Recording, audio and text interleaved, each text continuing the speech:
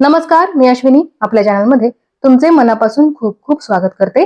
आज आपण लाल भोपळ्याची भाजी कशी करायची हे बघणार आहोत।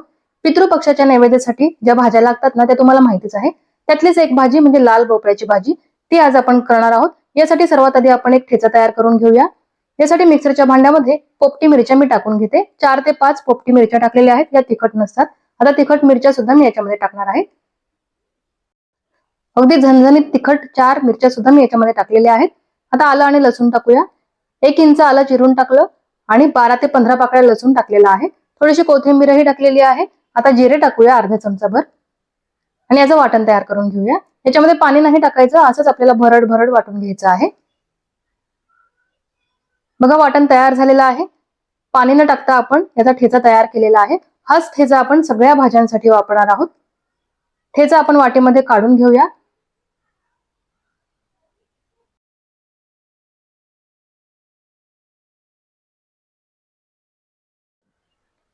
पितृपक्षाच्या नैवेद्यासाठी बऱ्याच भाज्या लागतात। भोपळा, मेथी, भेंडी, कारलं, ढेमस अशा बऱ्याच भाज्या असतात। त्याच्यासाठी हा ठेचा आधीच तयार करून ठेवायचा। तुम्हाला जर ज्या दिवशी पित्र असतील त्या दिवशी खूप घाई होत असेल तर तुम्ही हा ठेचा आदल्या दिवशी करून फ्रीजमध्ये ठेवला तरीही चालेल। आता मी लाल भोपळा घेतलेला आहे, पावशेर भोपळा आहे हा आपण चिरून घेऊया।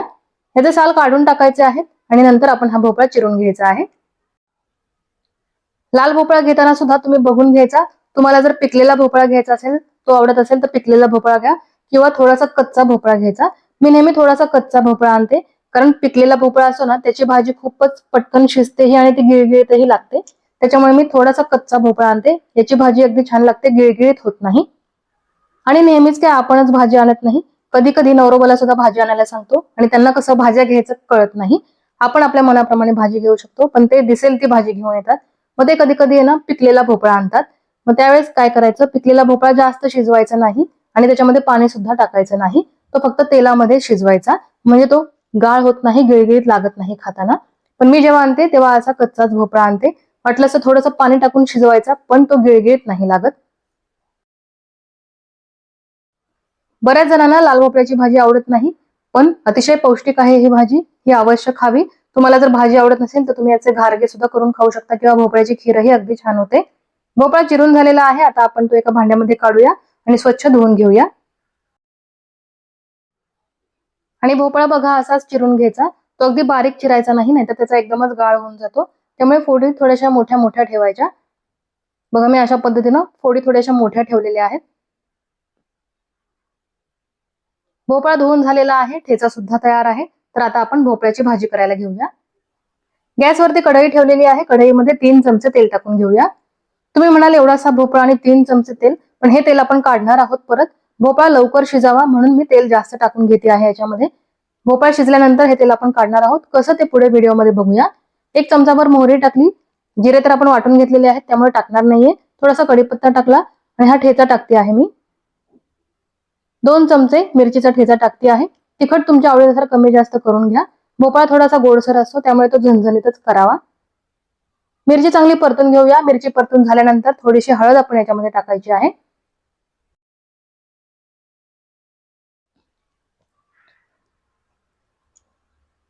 गॅसची फ्लेम आपण कमी ठेवायची आहे, कारण मिरची ही लगेचच परतली जाते, त्यामुळे गॅसची फ्लेम हाय ठेवायची नाही।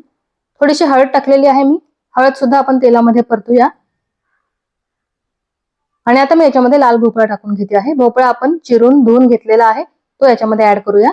भोपळा सुद्धा तेलामध्ये चांगला परतून घ्यायचा आहे।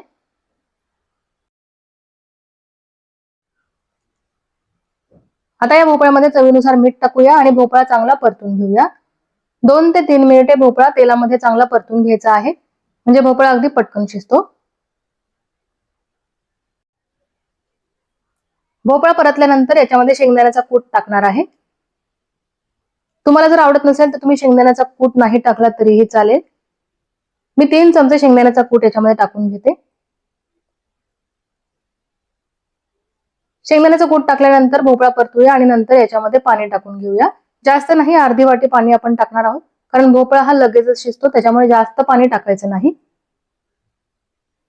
गॅसची फ्लेम मीडियम ठेवणार आहे, म्हणून मी एवढं पाणी टाकणार आहे। गॅसची फ्लेम कमी ठेवून तुम्ही पाणी न टाकता सुद्धा भोपळा शिजवू शकता, पण कसं पितृपक्षासाठी 12च्या आत नैवेद्याचं ताट तयार व्हायला पाहिजे। खूप घाई असते, म्हणून आपण झटपट भाज्या शिजण्यासाठी या ट्रिक वापरतो। गॅसची फ्लेम थोडीशी मध्यम ठेवून आता मी भोपळा शिजवणार आहे. म्हणजे हा अगदी 5 ते 6 मिनिटांमध्ये शिजतो. आता याच्यावरती झाकण ठेवूया आणि 5 ते 6 मिनिटांमध्ये हा भोपळा शिजणार आहे, तेव्हा मी तुम्हाला दाखवते. 6 मिनिटे झालेली आहेत आणि तुम्ही बघू शकता पाणी आटलेलं आहे आणि भोपळा अगदी चांगला शिजलेला आहे. तो गाळही झालेला नाहीये आणि कच्चा सुद्धा राहिलेला नाहीये. असाच भोपळा शिजवायचा, अगदी मस्त चव होते याची. आता आपण याच्यातलं तेल काढणार आहोत, तर ते कसं काढायचं?